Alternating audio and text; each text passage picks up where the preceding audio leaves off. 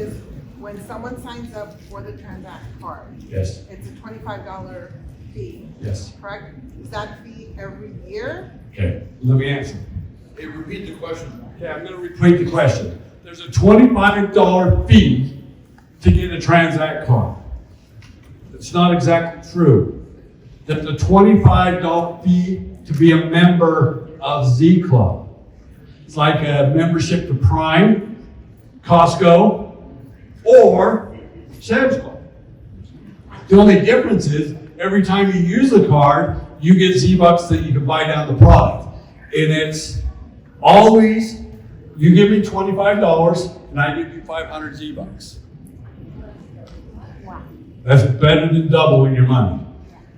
Has anybody bought a flash sale and got one? Got it. Pay for what'd you get, first of all? A duffel bag. How much you pay? How many Z-Bucks do you have? $47 is what the bag's worth, and he paid 47 Z-Bucks. Is he money ahead or money behind? He gave me $25. Well, he's probably a DVO. But everybody gives me $25, and then the second year, it's either $4.95 a month or $47.50 one time, and that counts for the full year, and we still give you another 500 Z-Bucks. So you're always money ahead when you give us your membership fee. Great question. Yes? I actually have three. $4 a month. Thank you, Richard. I actually have three questions. The first one is, if somebody doesn't have a current bank account and they want to fund their TRANZACT account, are we set up, or are we going to be set up to where they can go into some of the merchants like some of the prepaid cards do and we give? Okay. The answer is going to be yes. We're going to do something with Green Dot. We're going to do something with ATMs and maybe even Western Union. But we've got to get a couple other banks under our belts before that happens. Okay. Fantastic. The other question that one of my people asked is this an interest-bearing account? The checking account is not. The power savings account is aggressively interest-bearing. We didn't talk about that much. So every time you swipe and you're with one of those vendors or you round up, it gets put in a high-yielding interest account, and it grows and compounds on a monthly basis. Okay, so based on that, what is the interest of that compounding? We got one more. Okay. I don't know what the interest is going to be, but Peter kind of slipped up at the summit, and it's going to be like 1% a month is kind of where he was leaning towards. I don't know for sure, but we'll let you know way before we do. Thank you very much. And the other one that a customer is asking is, do we have telephone customer service? Great question, and we will have it very, very soon. We'll answer their questions any way they're comfortable. We probably will prefer live chat, or if it gets really elevated, we'll call them. They won't have to call us. Okay? Yes? And my question is, with any startup, there's growing pains, right? And maybe it's a comment more than a question, but a question as well. I think if you are new to startups, if this is your first time, just be patient. They're getting better and better and better. I've been in for about 6 weeks, and we've seen things get dramatically better, even in that short time. To that point, can you share any improvements or anything that you're doing to improve the KYC process, being approved for cards, et cetera, making it seamless? I heard that it's contracted out by a third party or something like that. We're looking at bringing it in-house. There's rumors spiraling around. Can you share any insights onto that? Thank you, Richard. Real quick, KYC is for your benefit. Please understand that. It's for your benefit.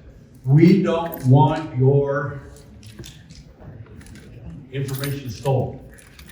We don't want somebody to fraudulently use your. social security number and get a TRANZACT card, and heavens forbid we're offering credit and they use yours fraudulently. Yes, we're working frantically with all the parties that we deal with. Every one of our parties have already doing it to all the bricks and mortar banks that you already deal with. A lot of our problem isn't the third party nature of them. It's the fact that some of our banking institutions that we're dealing with aren't set up. And so that's where the stopping block is. And that's going to get much, much better very, very quickly. Guys, I got to really go. What's the KY? You have one more KYC. Yeah, instead of a driver's license, can they use a passport with an electric bill to go with it? Okay, Susan's going to answer. This is my lovely wife, Susan Smith, by the way. Okay, so some KYC tips. First of all, this is standard. One of the people who works with us, he took his 18-year-old daughter. She was filled out all the information online for just a local brick and mortar bank. She's 18. She was getting her first account, and she thought she had it all done online, and she was so excited because look, she proved Dad that you can do it. And the bank called and said, "Nope, come on down." What's happening with KYC is normally we go into a brick and mortar bank and we hand them our driver's license and we hand them maybe a piece of identification. The last time Richard and I traveled, we were going through the TWI or whatever, the TSA line. And the person ahead of us handed them their passport, put it on the scanner, and then they did the facial recognition. You know when you hold your phone, you go like this and you turn with the person? He had to do the facial recognition, and guess what happened? They said, "Nope, not a match." The guy standing by there is like, "Clearly you are a match, but why don't we have you use your driver's license?" Pulled the driver's license out, that went through. Stick with it. As soon as we get you through that little bit of facial recognition and driver's license or passport, yes, use those. Try different devices. Use a room that is not too brightly lit and creating shadows on your face.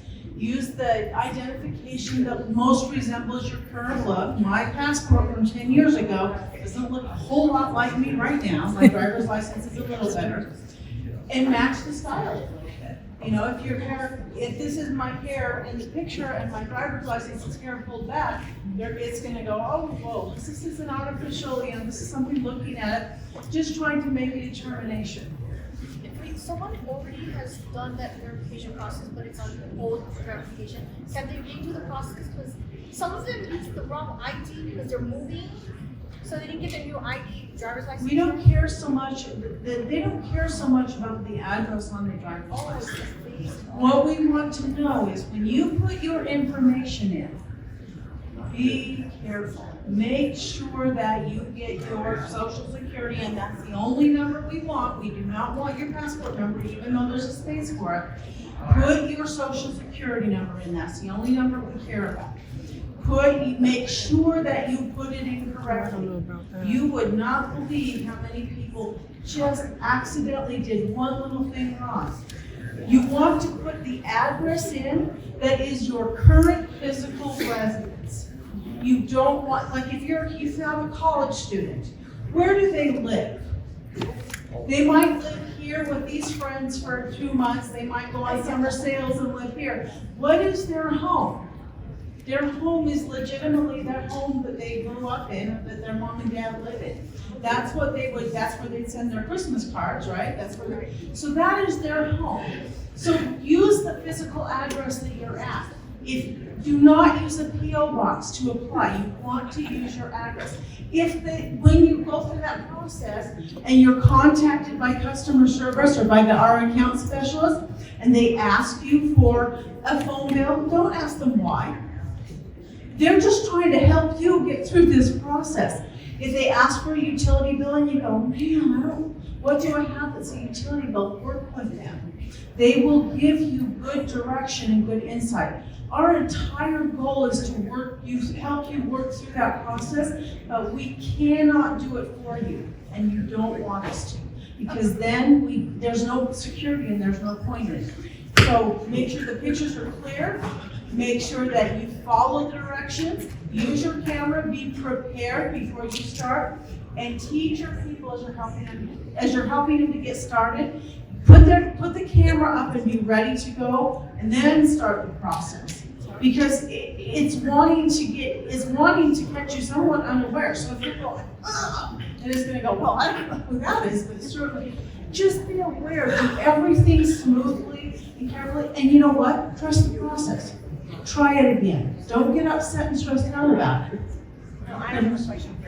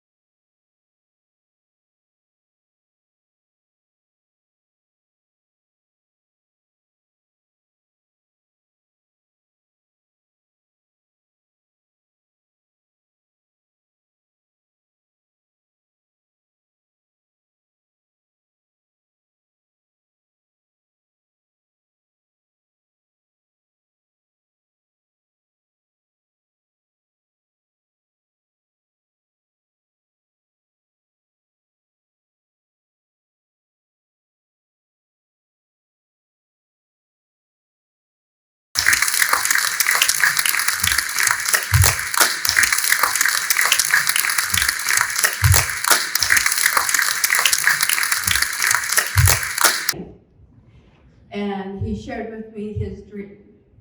I've known Richard for quite a while.